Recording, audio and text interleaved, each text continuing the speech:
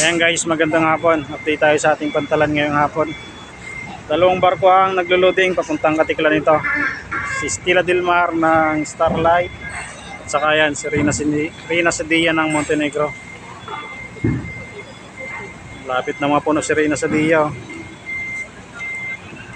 Si Stella Del Mar ay schedule na ang pang-alas 10 ng hapon, kaya lang delay na siya dumating dito. Alas 3 na. Pero unloading kasi siya. Kaya ito, tuloy yung kanyang loading para sa oras na alas 2. Schedule pabalik ng Katiklan. Yung ating mga panakaya yan.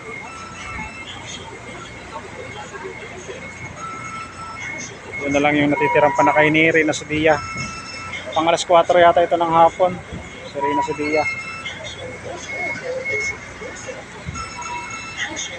Medyo makulimlim. Nagbabadya ang ulan. Ayan, sinitim ng kaulapan. Puro tracking yung karga ngayong hapon. Tracking at private. May dalawang pulis dun. Itong mga 10-wheeler na to, yan, sasakay kay Stella Del Mar. Malapit na matapos ang loading ni Reyna Sadia. Puro private na lang.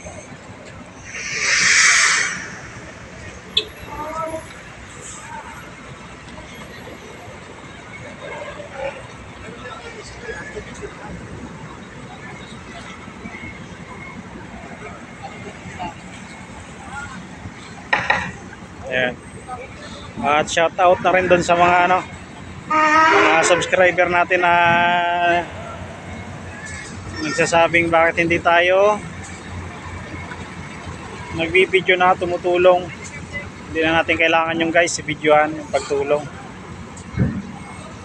Yung pagtulong natin bali ano yun, tulong talaga sa kapwa yun.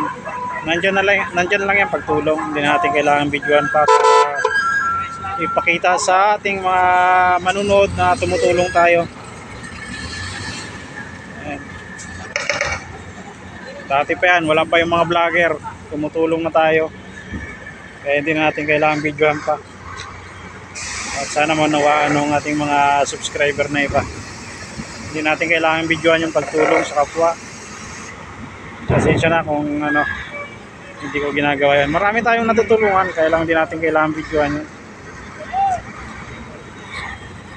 Diyan sa labas na lang ng pier, dami na tayong tinutulungan dyan ng mga nangangailangan ng tulong.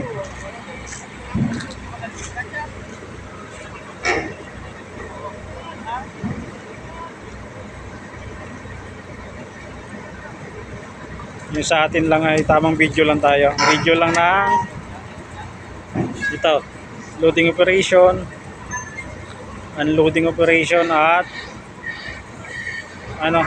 docking maneuver, ang docking maneuver ng mga barko. Yun lang yun sa atin. Hindi tayo mag-i-engage sa ganon mga pagbibideo ng tulong. Hindi natin linya yon. Pero linya natin yung tumulong. Siyempre, di ba? Linya natin yon, yung pagtulong kahit saan. Kaya lang hindi natin linya na isama sa pagbibideo yung ganon.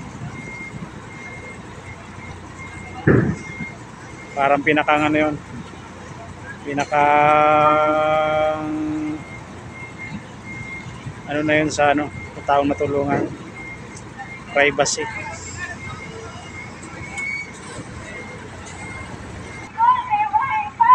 Ayun, atrasikol. Nice. Puro truck na lang ipapasok. 10-wheeler.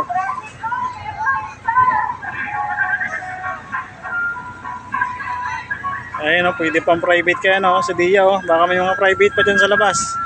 Pwede pa yan.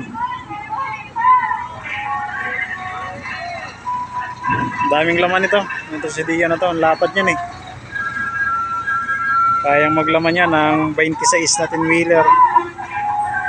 Samantalang si ito kami, Starlight, hanggang 14 lang. 14 10-wheeler, na, fully book na. Puro connecting yung karga natin. Doon sa mga hindi hindi namin tinatanggap ang booking, fully book na ako kasi. Kumbaga napakarami pong connecting si Starlight. Humihingi ako ng pasensya.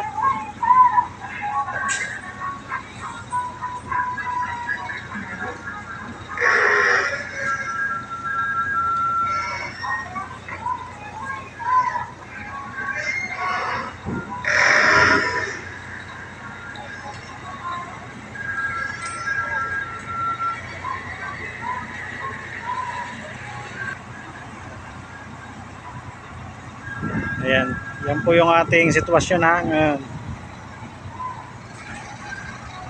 Naikwento ko na rin yung about sa pagtulong.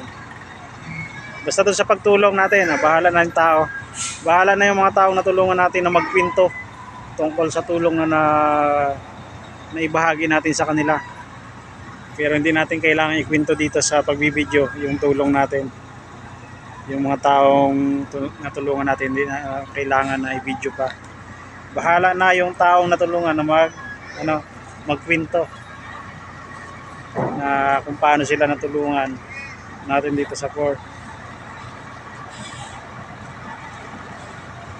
Yun lang. Bali 3 na lang ito, 3 na lang, 3 10-wheeler na lang.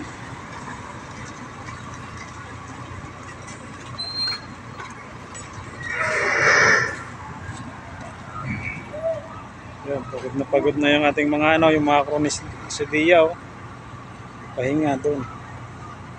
Shout out sa mga natin masisipag na seaman.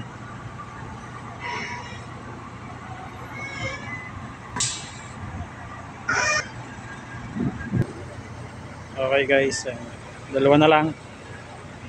2 truck na lang, isang 12-wheeler at saka yan 10-wheeler.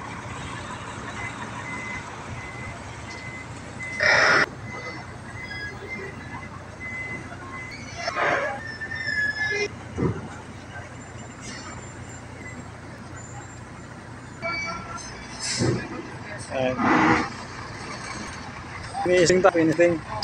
Mas hindi ko natatan yung masyado. Slow rin naman na tayo ng pagpula. Hindi naman kasi tamat.